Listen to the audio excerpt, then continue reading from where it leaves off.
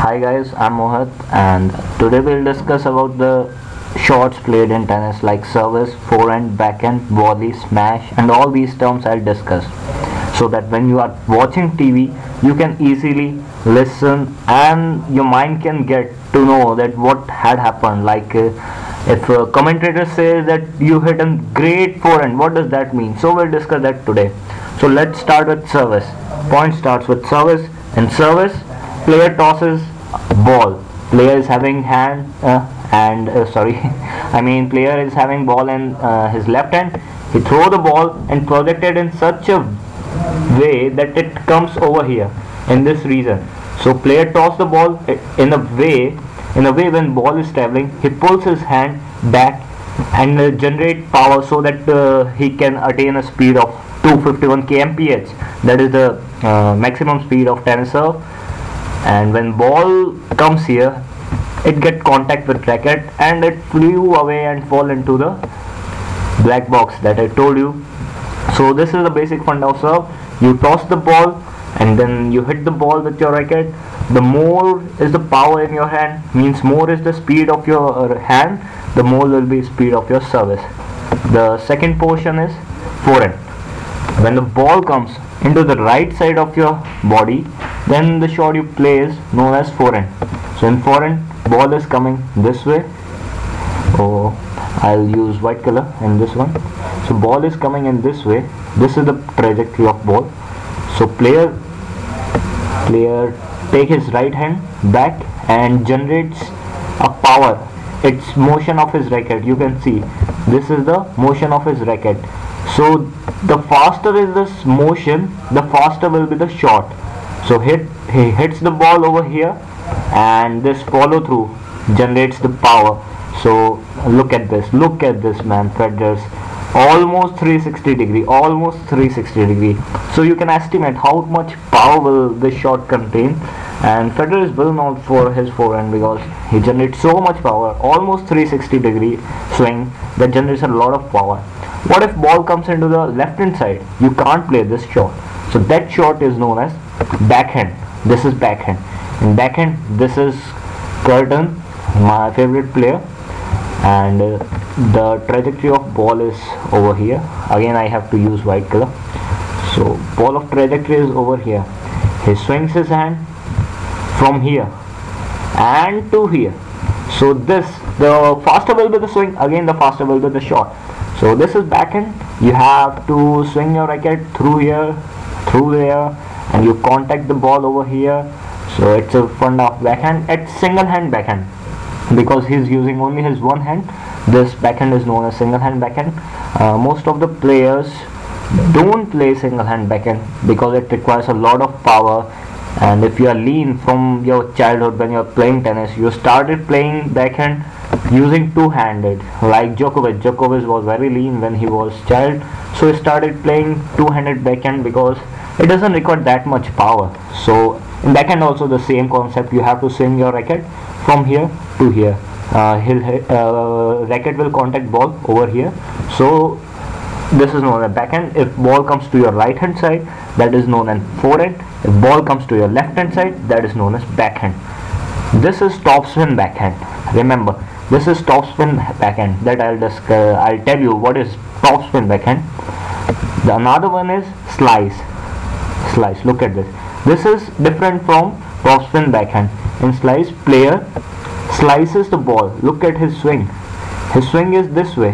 Whereas if it is topspin backhand, that swing was like this.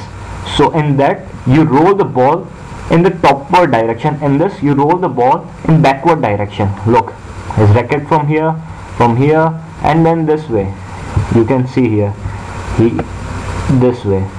So what is the difference of backhand slice and backhand topspin? The same happens in forehand. You have forehand slice, forehand topspin. This is slice backhand. So what is the difference between slice backhand and slice topspin? Sorry, I mean topspin and slice. Look, here we have a net. This is net, and this is the baseline. So behind this point, your shot is out, and ball is here. What happens in topspin? This was what topspin. Your swing was from bottom to top.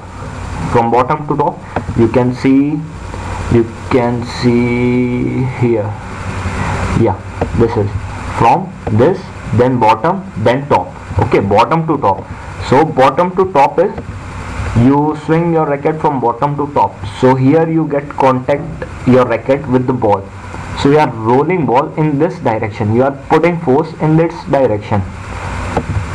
So what happen will be ball will roll in this way. Exactly, you get it? If you put force here, ball will rotate in this direction. So when ball comes here, because of Bernoulli, we all know what happens is because of this force, ball get an upward pull. Ball get an upward pull. So there are no chances that ball will hit the net and you will lose the point. It's very good that you hit the ball, it will go 2 or 3 feet above net, and there is no chances of ball going outside, because if you hit in simple trajectory, look, then the ball will definitely go outside. But if you are playing topspin, then because of Bernoulli, ball get an uplift and it get into the right position. One more advantage of topspin is after tip, after bounce, because of this spin, ball gets an extra speed because of this spin. Ball hits places here. If it's coming with X speed, after tip, because of this spin, extra spin, ball gets 1.5x speed. This is not a proper data, I am just giving a rough data. Now we'll discuss slice. What happens in slice is from force was from upward to downward. Okay, I'll show you again. In here you can see the force is from upward to downward. So he's cutting ball in the reverse direction. He's cutting ball in the reverse direction. So the force will be this time. He's cutting here, so force will be in this direction, right? So force is in this direction, so the principle will be reversed. Because of Bernoulli, the ball will get an downward force. So if you are projecting ball in this direction, then the trajectory of ball will be something like this. Okay, so it's a great advantage when the ball gets dipped. So you slice and then the ball gets dipped, and after tip, as in topspin shot, speed gets double. But because you are doing slice, ball is in reverse direction. After tip, ball will lose its speed and speed will be very low. It can be like 0.75x. That's not correct data, I am again telling you, but you can get a rough idea of what I mean to say, that if you slice, the ball gets dipped and speed decreases. When you topspin, then ball speed gets increased and ball gets an uplift. Now I'll tell you one more thing, and that is lob. Okay, what is lob? Lob is when other player. Okay, first I'll tell you about volley. What is volley? If player is here, okay, this is opponent, and if you hit the ball in this direction, then the ball will be you have to hit the ball before tip, because you don't have time and you don't have space to, because the trajectory of ball is that ball is hit here, but you are here, you can't reach behind this and hit your forehand backhand slice. So what you have to do is you have to attempt an volley. When you hit the ball directly, then that is known as volley. So here you'll hit the ball directly, and that is known as volley. I can show you an image of volley. This is volley. Look, this is Wawrinka. He is very close to the net, so he have to hit the ball directly. So when he hits the ball directly, that is known as volley. As volleyball, you know why it's volleyball, because in that you have to hit every ball directly. So that is volley, and this is volley. What is the I mean, what you should do to prevent to get ball into his hand? If you give ball to him in his hands, he'll finish. He'll hit this way or so fast. I mean, you can do only two things. Either you can place ball into such place that he is not able to reach there, So that is known as lob. Look, what you'll do is intelligently top spin the ball.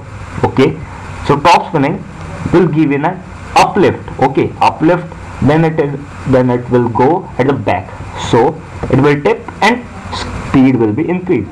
So what happened will be, the player will be waiting for the ball and he look, oh my god, ball is going above my head, what shall I do? He will jump and hit. If he is in the range of your lob, then he'll finish the ball. Sampras, what he always do is, he went for volley, the opponents try for lob, and he hits, smashes the ball in such a way that no one can pick that ball. So your lob should be very accurate enough that that the ball is above his reach and inside this line. So that is lob.